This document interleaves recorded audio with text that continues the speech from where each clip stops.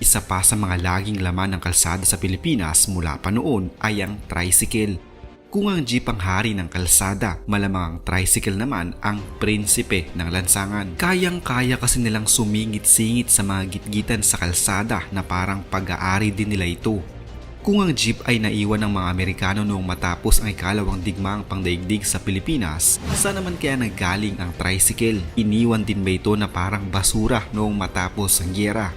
Kailan nga ba unang humarurot ang mga tricycle sa mga lansangan sa Pilipinas? Sa ating bansa, ang isang motorsiklong may sidecar ay tinatawag na tricycle. Para ding mga butika ang mga ito dahil bukas sila at maaari kang ihatid 24/7, kaya naman malaki ang pakinabang ng mga kababayan nating nanggagaling at pumapasok sa trabaho sa 10 oras ng gabi. Pero kung isa ka din sa mga nagtatanong kung saan ba talaga nanggaling ang tricycle at paano itong nagsimula dito sa Pilipinas, swerte ka dahil yan ang tampok sa ating video ngayon. Hanggang sa kasalukuyan, hindi pa din matukoy kung kailan ang eksaktong araw na gumamit ang Pilipinas ng tricycle. Subalit ayon sa mga tala ng kasaysayan, ipinagpapalagay na nagsimula ito noong mga taong 1946 sa pagtatapos ng ikalawang digmaang pangdaigdig. Oo paps, ang tricycle, kagaya din ng mga jeep, ay naiwang basura ng giyera noong ikalawang digmaang pangdaigdig sa Pilipinas na napakinabangan din ng mga Pilipino. Ang mga tricycle ay ang mga naiwang inabandonang masasakyang pangdigma ng mga Hapon noong panahon ng giyera. Kadalasan ito noong makikita sa mga probinsya at mga liblib na lugar kung saan nagtatago ang mga sundalong Hapon. Dahil sa pagkamalikhain ng mga Pilipino at sa panghihinayang nila sa mga makina at kaha ng mga sasakyan ng mga Hapon, inayos nila ang mga ito at ginawang kapaki-pakinabang. Dito na nga isinilang ang mga tricycle.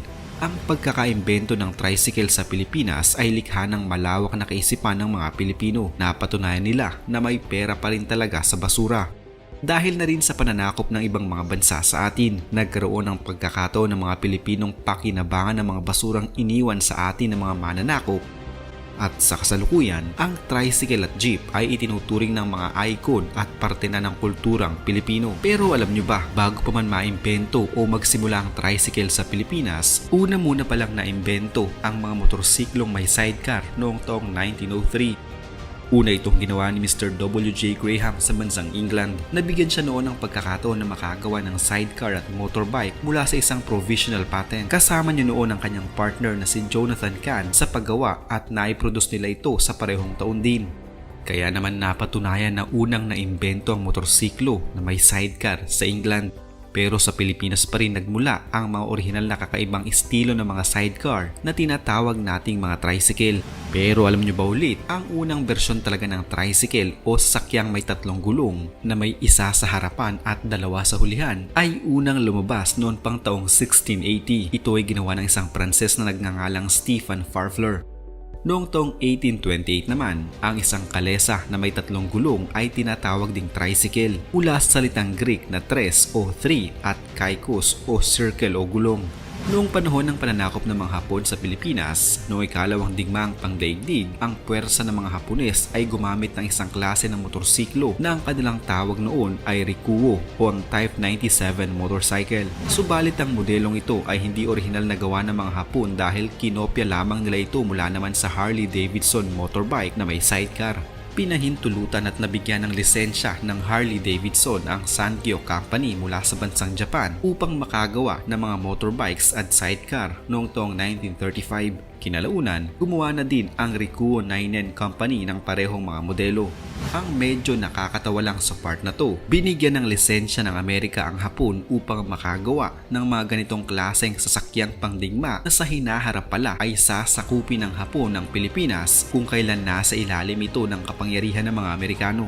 Pero posible din naman na una nang nagdala ng mga motorsiklo at sidecar ang Amerika sa Pilipinas bago pa man ito sakupin ng mga Hapon. Yun nga lang, walang ebidensyang nagpapatunay na unang nagdala ng tricycle ang mga Amerikano sa Pilipinas bago pa man ang pagdating ng mga Hapon. Nagkaroon ng pagkakataon noon na medyo humina ang produksyon ng mga motorbikes na may sidecar sa pangdaigdigang merkado noong mga 1920s. Ito ay dahil na rin sa dumami na ang mabibili noong mga sasakyang may 4 na gulong, napakamura lamang na halaga. Subalit nakikita pa din ito noon sa Europa hanggang mga 1960s at patuloy na ginagamit ng mga pamilyang walang kakayahang makabili ng sasakyan.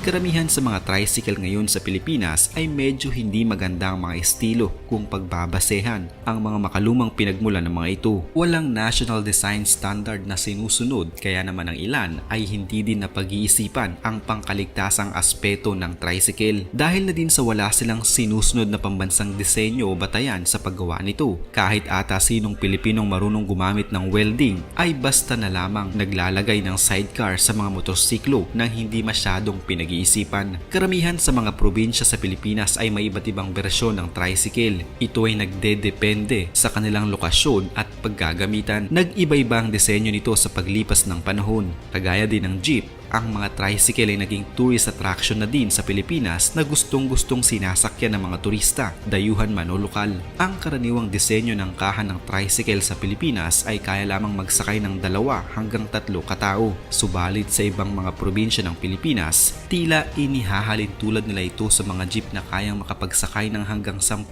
katao.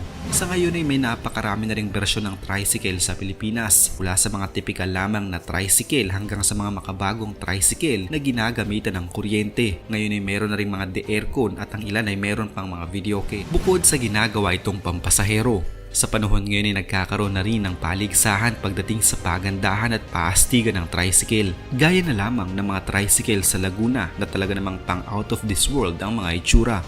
Ang itsura ng mga tricycle na ito ay parang sa ibang planeta mo lamang makikita. Mga ordinaryong tricycle lamang ito na pinapurma ng may-ari. Sa isang modelo pa lamang ng mga tricycle na ito ay umubos na ng nasa 100,000 piso ang may-ari nito sa ilaw pa lamang. Sa kabuuan ay nasa milyong piso na ang halaga ng mga ito.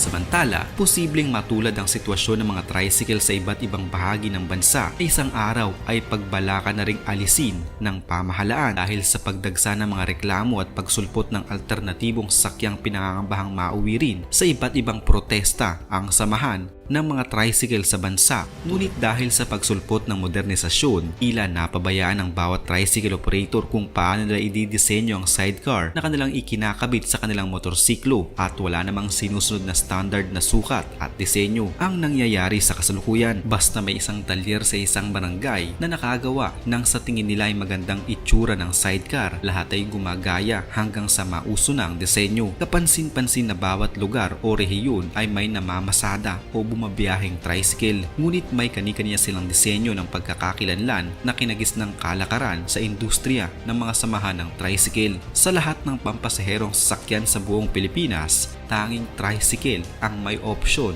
ang pasahero kung special o regular. Ibig sabihin, kung regular ay hindi ito aalis hanggat hindi puno ang likod at sidecar ng tricycle. Ngunit pag special, kahit solo ang pasahero ay aalis na pero nakayuko pa rin sa loob. Imbes na gumanda ang sarili nating tricycle, paurong ang disenyo at masyadong makasarili dahil wala silang pakialam sa kalagayan ng pasahero na kahit kumpleto naman ang ibinabayad ay hirap na hirap sa sitwasyon. Dahil sa pangyayaring ito, nagkaroon ng pagkakataong makapasok sa merkado ang imported na tricycle na karaniwan ay galing sa India, na kilala ngayon sa ating bansa sa tawag na badya o tok-tok na mabilis pa sa kabutihang pagdami. Hindi rin mahuli-huli kahit tumatawid sa highway ang badya o tok-tok dahil hindi nila ikinokonsiderang tricycle ang kanilang 3 gulong na sasakyan at pinayagan bilang new vehicle kung saan sila lang ang nag-usap at nagdesisyon. Kung ang pasahero ang tatanungin, di hamak na mas komportableng sumakay sa badya o tok-tok dahil maluwag, relax, kasya ang pasahero at kahit malayo ang biyahe ay hindi sasakit ang likod sa pareho ring pamasahe. Dalawang senaryo ang nakikita natin dito. Magkukumahog na naman ang pamahalaan para isaayos ang hindi na mapigilang pagdami ng badya o tok-tok, o magkakaroon ng protesta ang traditional na tricycle dahil tinatalo na sila ng naturang sasakyan. Pero kung ikaw paps ang tatanungin, dapat bang alisin na sa mga lansangan ang mga nakagis na nating tricycle at palitan ng mas makabagong modelo? Dapat nga bang magkaroon ng pambansang batayan sa paggawa ng tricycle sa Pilipinas?